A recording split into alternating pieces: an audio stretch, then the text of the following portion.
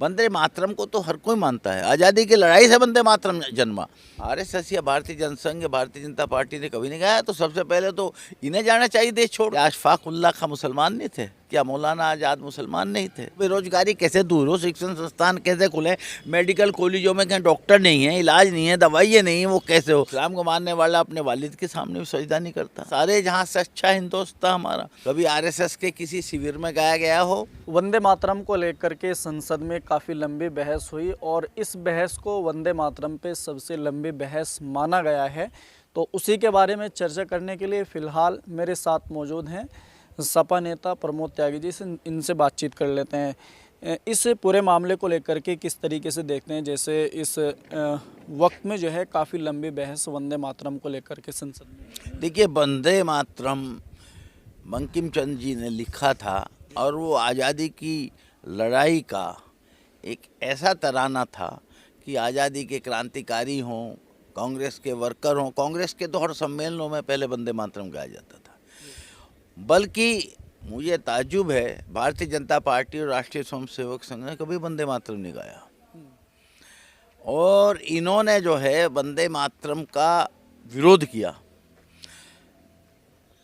ये राष्ट्रगान है और जब संविधान सभा ने इसका तय किया था तो उसमें 3 अंतरे में श्यामा प्रसाद मुखर्जी भी थे, जो भारतीय जनसंघ के जन्मदाता थे।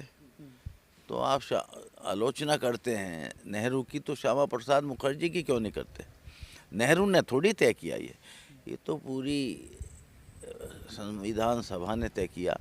और जो सन 37 की बात कहते हैं, प्रधानमंत्री जी ने कहा, वो अर्ध सत्य बोला। जवाहरलाल नेहरू जी को लेटर लिखा था नेताजी सुभाष चंद्र बोस ने और आचार्य गुरुदेव रविंद्र टैगोर ने। फिर नेहरू जी जब कलकत्ता सम्मेलन में गए, टैगोर जी से मिले और ये 3 अंतरे जो पहले लिखे थे आनंद मठ लिखने से पहले बंकिम जी ने, वही हिस्सा रहना चाहिए। बाद किताब में जो बहुत लंबी कविता लिखी, उसमें कहीं कहीं किसी की भावनाओं को ठेस पहुंचने वाली बात थी। तो कांग्रेस ने भी और फिर संविधान सभा ने भी वही 3 अंतरे तय किए। आज क्या बात है? तुमने कभी गाया हो? कभी आरएसएस के किसी शिविर में गाया गया हो? जो आज उठा रहे हैं, आज बंगाल का चुनाव है तो ये नाटक किया जा रहा है।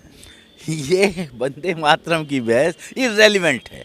इसमें बहस होनी चाहिए गरीबी कैसे दूर हो, बेरोजगारी कैसे दूर हो, शिक्षण संस्थान कैसे खुले, मेडिकल कॉलेजों में कहीं डॉक्टर नहीं है, इलाज नहीं है, दवाइयाँ नहीं है, वो कैसे हो? इस पर पार्लियामेंट में बहस नहीं चाहती सत्तारूढ़ पार्टी। वंदे मातरम को तो हर कोई मानता है। आज़ादी की लड़ाई से वंदे मातरम जन्मा और वंदे मातरम से कांग्रेस के अधिवेशन शुरू होते थे, वंदे मातरम से समाजवादियों के अधिवेशन शुरू होते थे। आचार्य नरेंद्र देव, राम मनोहर लोहिया, जयप्रकाश नारायण, अच्युत पटवर्धन, अशोक में एक लंबी टीम थी। जवाहरलाल जी भी समाजवादी थे कांग्रेस के अंदर, जियो ने वंदे मातरम को गाया।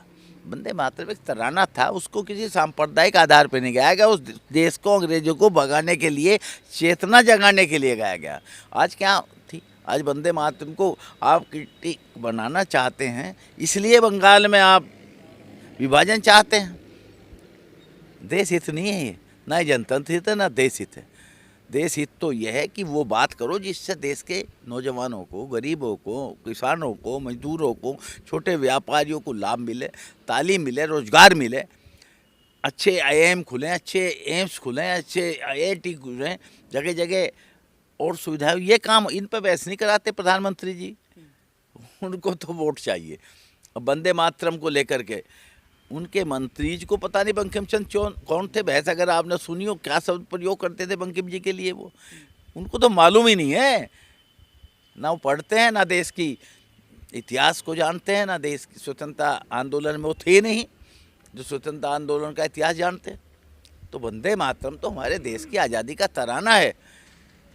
ये क्या, ये तो उस तराने को कभी गाया नहीं इन्होंने, वोट के लिए प्रयोग करते हैं। ये गलत है।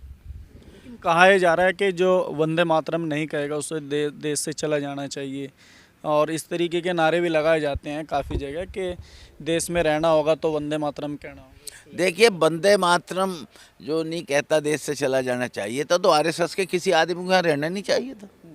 उन्होंने वंदे मातरम गाया कब है? 1989 से पहले, जब अडवाणी की यात्राएं चली उससे पहले वंदे मातरम कभी गाया हो भारतीय जनसंघ, भारतीय जनता पार्टी, राष्ट्रीय स्वयंसेवक संघ या हिंदू महासभा के आदमी ने? तो बताओ, कभी नहीं गाया।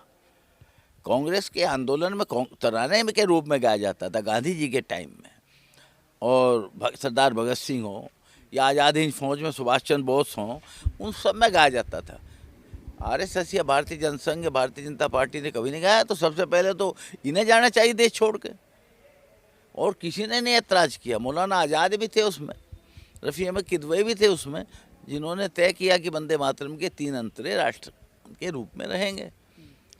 फिर ये अगर कहते हैं तो वो गलत कहते हैं, संविधान सभा की भावना के विपरीत कहते हैं। रही बात वंदे मातरम की, देखिए इस्लाम का बहुत साफ कंसेप्ट है। इस्लाम वाले लिखा नहीं क्या अल्लामा इकबाल ने, सारे जहाँ से अच्छा हिंदुस्तान हमारा। तो मादरे वतन को सलाम करते हैं, मादरे वतन का वो एहतराम करते हैं। जो गद्दार है वो हिंदू और मुसलमान, उसकी बात नहीं मैं करता। जो देशभक्त है वो सब मादरे वतन का सलाम करते हैं। जहाँ तक वंदे मातरम की बात है, इस्लाम में अल्लाह के अलावा किसी के लिए सजदा नहीं है। इस्लाम को मानने वाला अपने वालिद के सामने भी सजदा नहीं करता। जब हज़रत मोहम्मद दुनिया में थे उनका भी कोई सजदा नहीं करता था, क्योंकि इस्लाम में हज़रत मोहम्मद का भी सजदा नहीं हुआ, अपने वालिद का भी, वो केवल अल्लाह का सजदा करते हैं। इसका मतलब वो गद्दारी नहीं है। क्या अशफाक़ुल्लाह खां मुसलमान नहीं थे, फांसी पे चढ़ गए? क्या मौलाना आज़ाद मुसलमान नहीं थे? ये सब चीज़ें केवल वोट के लिए हैं। जब वो मादरे वतन को सलाम करते हैं, सारे जहाँ से अच्छा हिंदुस्तान हमारा, हम बुलबुलें हैं इसकी वो गुलसिता हमारा, जब ये ताना अल्लामा इकबाल लिख सकते हैं, कैफी आजमी की एक गज़ल है, आप सुनोगे इस मुल्क के बारे में, बहुत कवियों पे नहीं लिखी गई वो। तो ऐसा नहीं है। प्यार हिंदुस्तान से, हिंदू हो, मुसलमान हो, किसी भी मजहब का मानने वाला हो, जो हिंदुस्तानी हो अपने मुल्क से प्यार करता है। बंगाल चुनाव को लेकर के जैसे आप कह रहे हैं कि वहाँ चुनाव है, उसको लेकर ये मुद्दा उठाया जा रहा है। बंगाल में ही एक बाबरी मस्जिद का निर्माण कराया जा रहा है, उसको लेकर आप लोग क्या कहना चाहेंगे, किस तरीके की प्रतिक्रिया? देखिए, बाबरी मस्जिद कोई मजहबी नाम नहीं है। ये कहना बाबर ने या बाबर के किसी सेनापति ने वहाँ मस्जिद बनाई थी अयोध्या में, इसलिए वो बाबरी मस्जिद कहलाने लगे। अगर कोई बाबरी मस्जिद को बंगाल में बनाने की बात करता है, वो भी सांप्रदायिक है। सांप्रदायिक को हिंदू ही नहीं होता, सांप्रदायिक मुसलमान भी होता है। धर्म मुसलमान आस्था के साथ में इस चीज़ को जोड़ के चल रहा है। नहीं, आस्था का बाबरी मस्जिद से क्या वास्ता? मस्जिद बनावे आदमी, मंदिर बनावे आदमी। बाबरी मस्जिद कहने का मतलब यह है कि दूसरे को चिढ़ाने वाली बात है।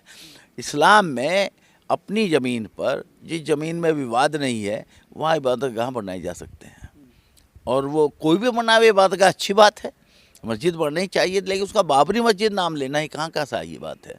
जहाँ तक SIR की बात है, हम SIR के पक्ष में नहीं हैं, लेकिन मजबूर हैं। बिहार के लोग गए थे सुप्रीम कोर्ट, कहाँ जा सकते हैं हम? उच्चतम न्यायालय।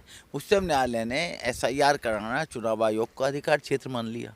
हाँ, उसमें ये कहा कि आधार को भी एक चिन्ह के रूप में माना जाए, जिसे उत्तर प्रदेश सरकार मना कर रही है। तो जब ये तय हो चुका, सुप्रीम कोर्ट से ज़्यादा कहीं नहीं जा सकते, आंदोलन से ये मानने वाले नहीं है कि SIR होगी, तो फिर हमें क्या करना चाहिए? जो मतदाता सेकुलर है, जो मतदाता देश की स्थिति को बना के रखना चाहते हैं, देश की जमहूरियत को, जनतंत्र को बचा के रखना चाहते हैं, उन्हें अपनी वोट बचानी चाहिए, एक्टिव होना चाहिए। अब SIR रोकना तो हमारे हाथ में नहीं, लेकिन SIR में पक्षपात ना हो, उसके लिए हम लड़ेंगे। समाजवादी लोग अपने किसी आदमी की अकारण कानून से बाहर जाके वोट नहीं कटने देंगे।